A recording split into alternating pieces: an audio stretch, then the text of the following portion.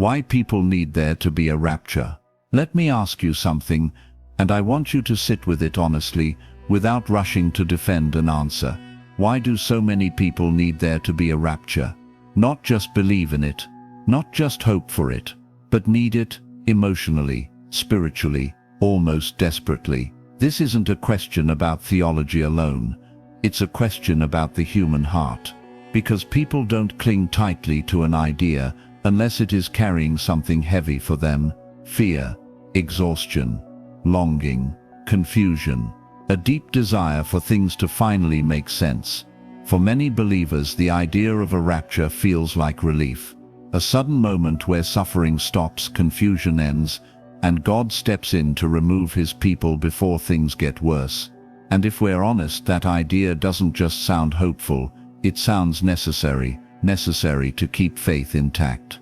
Necessary to explain pain. Necessary to believe God is still good when the world feels overwhelming. But Jesus never ignored the reason people feel this way. He never mocked fear or dismissed weariness. He understood the weight of living in a broken world. He knew what it was like to feel pressed, misunderstood, and surrounded by suffering. Yet when he spoke about hope, he didn't anchor it in escape. He anchored it in faithfulness, endurance, and presence. That truth's why this conversation matters. Because sometimes what we need something to be true reveals more about our fears than about God's promises. Sometimes the need for a rapture is not about prophecy at all. It's about how hard it feels to keep going, about how costly discipleship can be, about how uncomfortable it is to imagine faith that must endure instead of being rescued early. So as you listen, don't listen to win an argument or defend a position. Listen as someone who wants to understand why the heart reaches for escape and what Jesus actually offered instead. This isn't about tearing down hope. It's about making sure our hope is strong enough to last, even if escape doesn't come the way we expect. Part 1. The deep human need for escape. When life feels too heavy. Let's slow down and be honest in a way that doesn't rush past the real weight people are carrying. Life is not just difficult in abstract ways. It presses down on people day after day.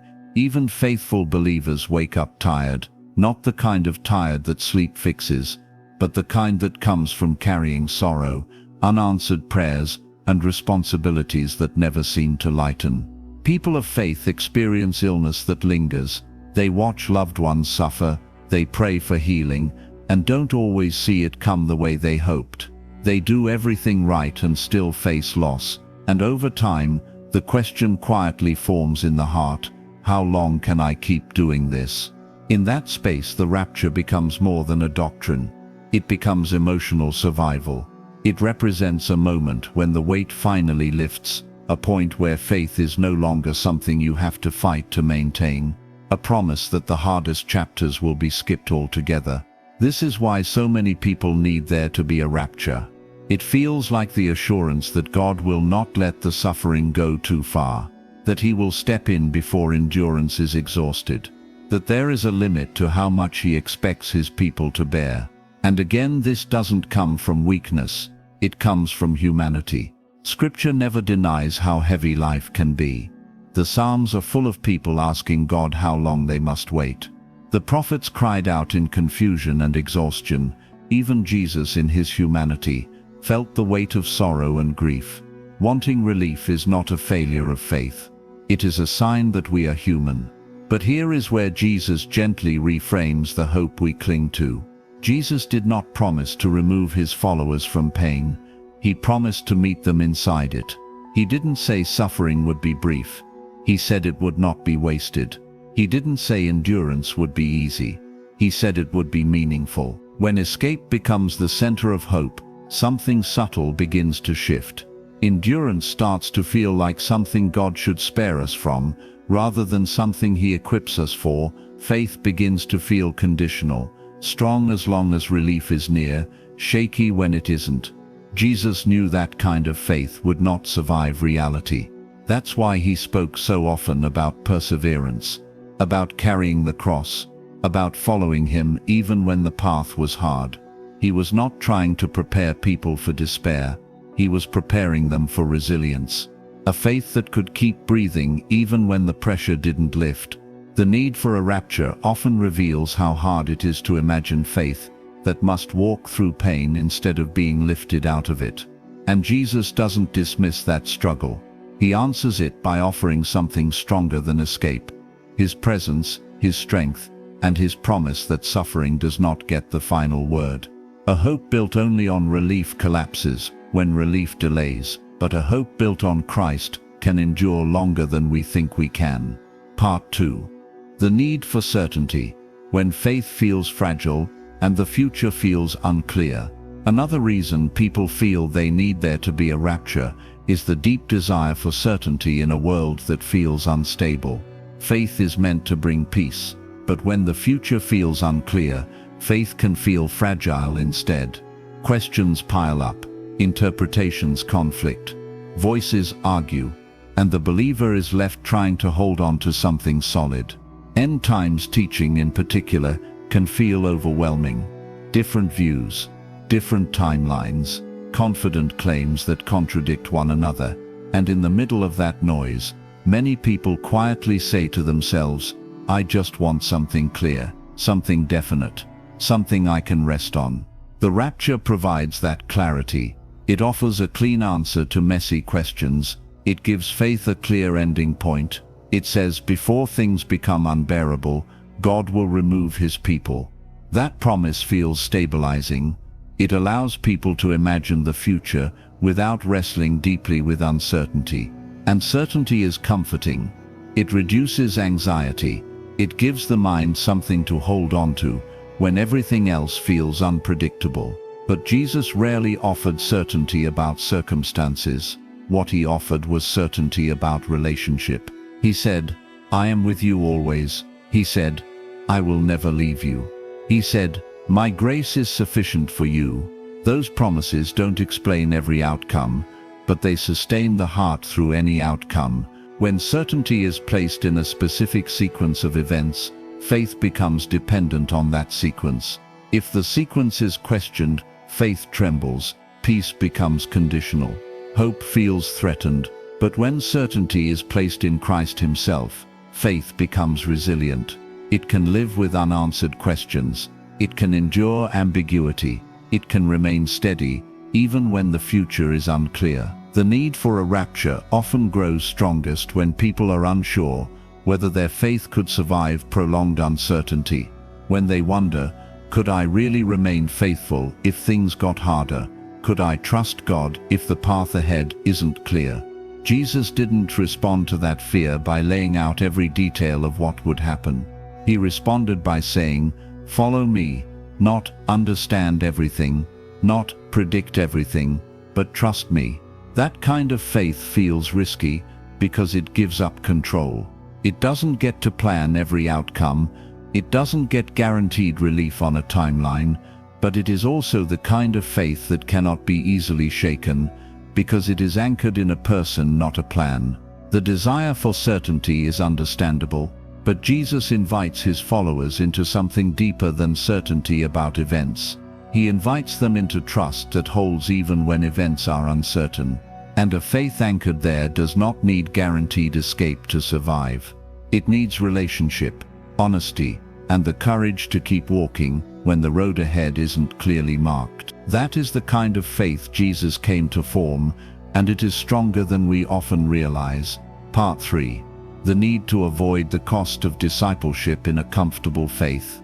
This is the part of the conversation that is hardest to face, not because it accuses anyone, but because it exposes something we often prefer not to examine too closely. Jesus was honest about what following Him would cost. He never hid it. He spoke about carrying the cross, losing one's life to find it, being misunderstood, rejected, and sometimes hated for His name. Discipleship, according to Jesus, was never meant to be convenient. Yet many believers today live in a version of faith shaped more by comfort than by commitment. That didn't happen overnight. It happened gradually, as Christianity became culturally familiar, socially acceptable, and often disconnected from sacrifice. In that environment, the idea of a rapture becomes extremely appealing. It allows people to imagine following Jesus deeply without ever having to face the full weight of his harder teachings. It allows people to expect glory without preparing for suffering. It allows people to talk about victory without wrestling seriously with endurance. Again, this is not about accusing individuals of bad motives. Most people are not consciously trying to avoid obedience, but the doctrine of escape can quietly soften the urgency of Jesus' call. Why wrestle with the cost of faithfulness if you expect to be removed before it truly costs you? Why prepare your heart for endurance if you assume endurance will not be required? Why cultivate resilience if rescue is guaranteed before the pressure peaks? Jesus did not teach his disciples to expect avoidance. He taught them to expect opposition and remain faithful anyway. He did not say, "If things get too hard, I will take you out." He said, "If you endure to the end, you will be saved." That difference matters. The need for a rapture often reveals discomfort with the idea that faith might demand more than we are prepared to give. It reveals how deeply we want discipleship without disruption, obedience without cost, and commitment without loss. But Jesus' invitation was never to a safe life. It was to a meaningful one. He knew that a faith built on comfort would collapse under pressure. He knew that followers who were never taught to endure would be shaken when endurance became necessary. So he spoke plainly. He prepared people not for ease but for faithfulness. When we need there to be a rapture to feel okay about following Jesus, it may be because we are trying to protect ourselves from the weight of his call, not because we reject him, but because we fear what obedience might require. Jesus does not shame that fear. He addresses it by offering something deeper than comfort. He offers purpose. He offers identity. He offers the assurance that suffering endured with him is never wasted. A faith that can only survive if it avoids hardship is a fragile faith. But a faith that learns to endure becomes unshakable. Jesus was not forming followers who needed guaranteed escape. He was forming followers who could stand firm even when escape was not immediate. Part 4. The need to defend God's goodness by removing suffering. Another powerful reason people feel they need there to be a rapture is tied to how they understand God's character. Many people struggle deeply with the idea of a loving God allowing his people to suffer through terrible times, and that struggle is not new. It has existed for as long as faith itself. The rapture, for many, becomes a way to resolve that tension. If God removes his people before intense suffering, then his goodness feels protected. His love feels intact. The question of why faithful believers would endure pain becomes easier to answer. God is still kind. God is still merciful. God is still good. But here's the uncomfortable truth. Scripture repeatedly shows us God's goodness has never depended on the absence of suffering. Israel suffered. The prophets suffered. The apostles suffered. And Jesus himself suffered. And in none of those cases was God's goodness diminished. It was revealed. God did not prove his love by keeping his people out of suffering. He proved it by being faithful within it, by sustaining, redeeming, and transforming pain into something that did not have the final word. When we feel the need for a rapture in order to defend God's goodness, it may be because we are uncomfortable with a God who works through suffering rather than bypasses it. We want a God who rescues us from pain, not one who asks us to trust him inside it. But Jesus showed us what divine love looks like. He did not stand at a distance from suffering. He entered it. He carried it. He endured it. And through it, he brought redemption. The cross was not God avoiding pain. It was God stepping directly into it. If suffering disproved love, the cross would make no sense. But the cross stands as the clearest revelation that love can coexist with suffering without being defeated by it. The need for a rapture often reveals our fear that suffering means abandonment, that pain means God has stepped back, that endurance means he is asking too much. Jesus answers that fear not by removing suffering from the story, but by filling it with his presence. He does not say, "You will never suffer." He says, "I will never leave you." That promise is harder to accept than escape, but it is far more powerful. It means God's faithfulness does not depend on circumstances improving. It means His goodness is not fragile. It means love can endure pressure without disappearing. Jesus did not protect God's character by avoiding suffering. He revealed it by walking through suffering faithfully. And when we understand that, the need for a rapture to defend God's goodness begins to loosen its grip. We start to see that God's love does not need escape to be real. It needs trust. It needs faith. It needs a willingness to believe that even in pain, God is still present, still working, still good. That kind of faith is not easy, but it is deep, and it is the kind of faith Jesus came to cultivate. Part 5. What Jesus actually offered when escape was not the promise. When you listen carefully to Jesus, one thing becomes very clear: escape was never the centerpiece of His message. Presence was, faithfulness was, love that endures was. Jesus knew the human longing for relief. He understood weariness. He saw fear before people spoke it out loud. Yet when He addressed His followers, He did not say, "You will be taken away before things become difficult." He said something far more demanding and far more sustaining. "Follow me. Remain in me. Abide." Those words are not about escape. They are about closeness. Jesus offered Himself as the answer to fear, not a timetable. He offered relationship as the anchor, not removal. And that difference matters deeply, because it reshapes what hope looks like. Hope, in Jesus' teaching, is not the absence of suffering, it is the presence of God within it.